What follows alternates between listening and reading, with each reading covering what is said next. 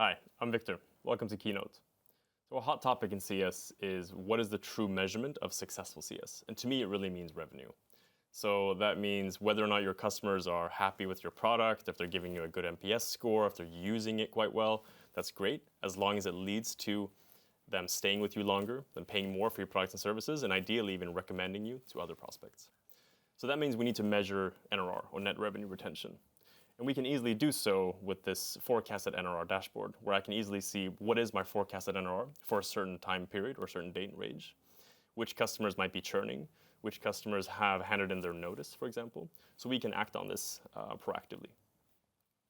This gives me a high-level view, but if I want to go in and understand in more detail, what is our forecasted NRR based on health? So we can see maybe there are some customers that aren't very happy with us right now and they haven't yet handed in their notice, so we can proactively take action on that. Or vice versa, we can see which customers are actually happy with us, so we can understand what are potentially some expansion opportunities that we haven't really engaged with yet. So if I click on that, for example, honing in on December, looking at some happy customers, and opening up Intercom, I can see all the license details that I need to know.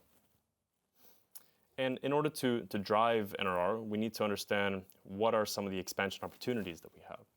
So easily we could use this expansion sales board to say, these are the opportunities or customers that live in different sales stages.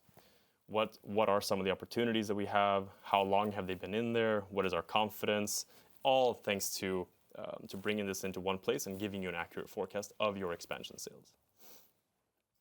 But we also want to go back a step and say, what are some of the expansion signals that we haven't yet identified or maybe even acted on?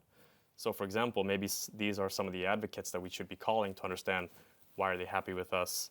Maybe we can ask for an early renewal or even expansion early on.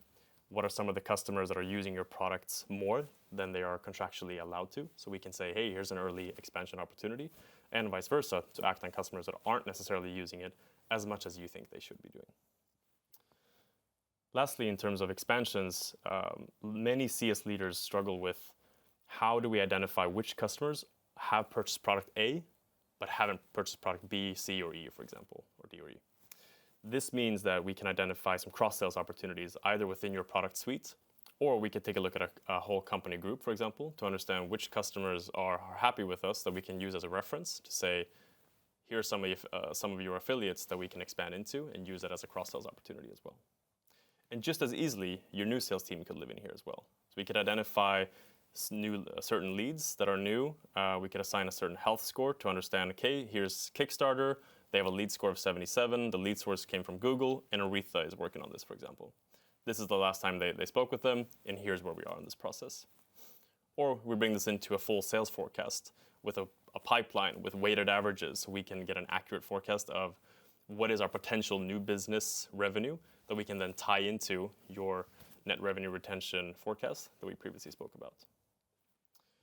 In order to fill this pipe, we also want to start to engage with these customers, and we want to be able to contact and communicate with inbound customers, but also outbound prospects, so that we can set up a certain nurturing campaign or an outbound drip flow, for example, where we can see, okay, so here are certain emails that we can reach out to the right person at the right time based on some of their criteria or based on what type of customer they are and what type of experience they're out for.